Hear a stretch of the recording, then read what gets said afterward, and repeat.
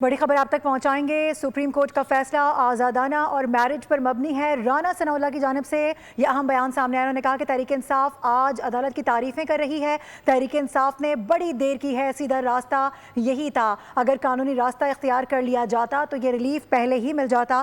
P T I فیصلہ پسندگانہ ہو تب بھی عدالتوں کا احترام کریں، یہ کہا گیا ہے۔ یعنی کہا جا رہا ہے کہ اگر پی ٹی آئی کے خلاف کوئی فیصلہ آئے تو بھی عدالتوں کا احترام کیا جائے۔ اب سے تھوڑی دیر پہلے ہم نے دیکھا کہ سپریم کورٹ کی جانب سے ایک بہت اہم فیصلہ جاری کیا گیا، ایک بڑا بریک تھرو کہ 16 ستمبر تک بانی پی ٹی آئی اب شفا اسپتال میں رہیں گے اور آج ہی ان کو شفا آئی کلینک منتقل کیا جائے، شفائی ہاسپٹل منتقل کیا جائے۔ اس پر یہ رد عمل سامنے آیا ہے رانا ثناء اللہ صاحب کی جانب سے۔ ان کی جانب سے کہا گیا ہے کہ سپریم کورٹ کا جو فیصلہ آیا ہے آزادانہ ہے، میرٹ پر مبنی ہے۔ تحریک انصاف آج عدالت کی تعریف کر رہی ہے۔ تحریک انصاف نے بڑی دیر کی ہے، سیدھا راستہ یہی تھا۔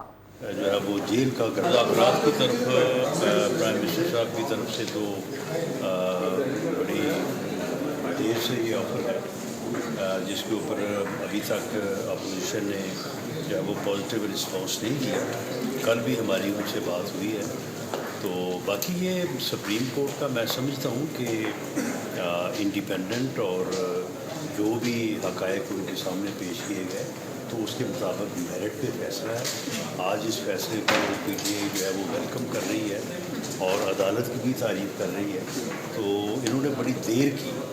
یہی ایک سیدھا اور لیگل راستہ تھا۔ انہیں شروع سے ہی ایجیٹیشن کرنے اور غلط طریقے سے کبھی جو ہے وہ جیل کا گراؤ اور کبھی جو ہے وہ وہاں پہ 10,000 آدمی اکٹھے کرنے کی کوشش اور کبھی اس طرح کے جو ہے وہ معاملات کی بجائے اگر یہ اسی طرح سے عدالت میں پرسو کرتے ان اکارڈنس ود لا تو میرا خیال ہے کہ یہ ریلیف ان کو اس سے پہلے بھی مل سکتا تھا۔